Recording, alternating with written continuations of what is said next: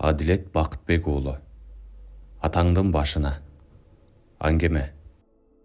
Ичинде сүттүн жугу гана калган 1 литрлик графинди көтөргөн Абыл үйүн көздөй жай басып баратты. Оюнда үйүнө чейин аралык узарып, жылдык, керек болсо кылымдык жол болуп кетсе, үйүмө жетпесем деп баратты. Анткен сайын 10 кадамды бир аттагансып, жолдун жарымынан оодо.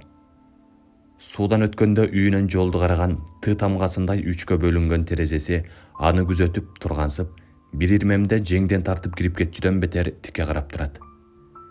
Сүт кана десе, эмне деп жооп айтарына сөз таппай ичи эңшерилип, алган деми ичине батпай көкүрөгү өйүп жатты.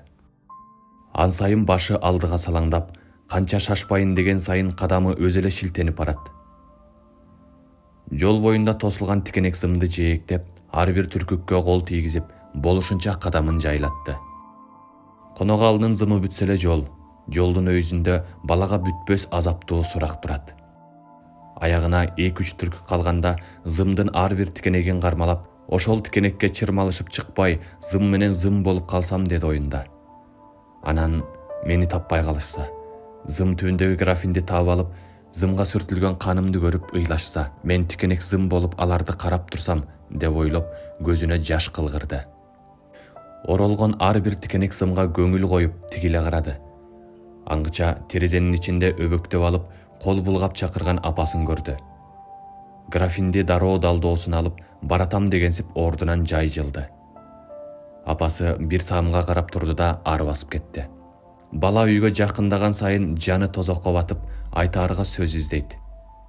Ою ага баш бербей ойт берип, ар нерсеге алып учат. Бул көчөдө жашоочулардан бөлөк киши баспагандыктан жолдун ортосун, жээктерин дайым чөп басып турат.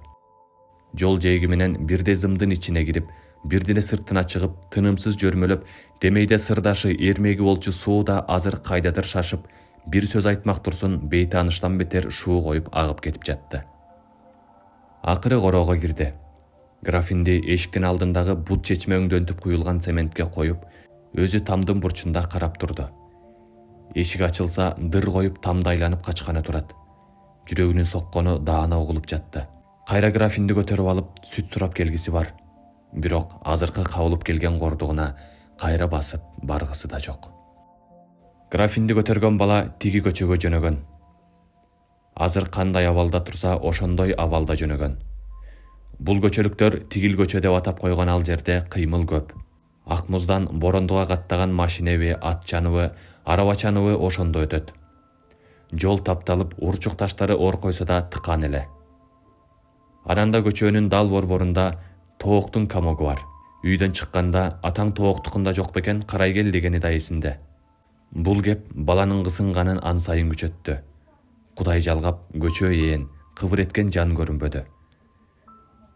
Жан дүйнөсү бир аз жеңилдей түшкөнү менен азыр барып сүт сураш керек.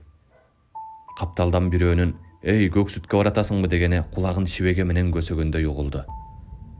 Жок, ооба дегенден намыстанды. Караса чогуу окуган классташы да, байкеси да бир топ балдар болуп короодо шитке чыгып ойноп жатышкан экен. «Көк сүткө баратсаң бизге эле кел, куюп берели», деди жөн туруп калбай. «Жок, жөн эле баратам.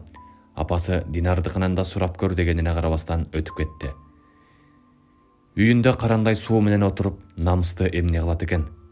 Башка бирөө болсо чуркап эле кирип бармак. Бирок бала анткен жок. Чынардыкында жок болуп калса эмне кылам деген ой көкүрөгүн эзди. Мойнунан эки эли бөксө сүт куюлган графинди көтөрүп, артына кайтты Абыл. Жолдон гүлгө окшогон таш көрө калып, сүтүн жерге койду. Эңкейип ташты колуна алды да таңыркай айландыра карап чыкты.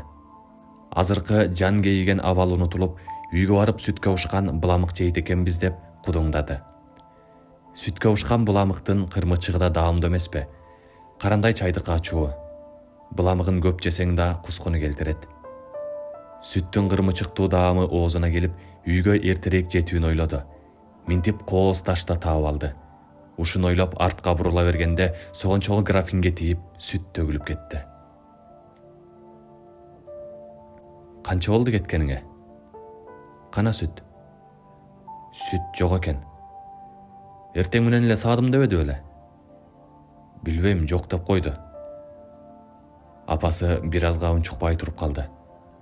Анын көзүнө жаш тегирине түшкөнүн байкады бала. Апасы графинди алып, зымдын жээгиндеги арыктын соусуна чайкады да тиги көчөнү көздөй жөнөдү. Апа, кайда барасыз? Атаңдын башына.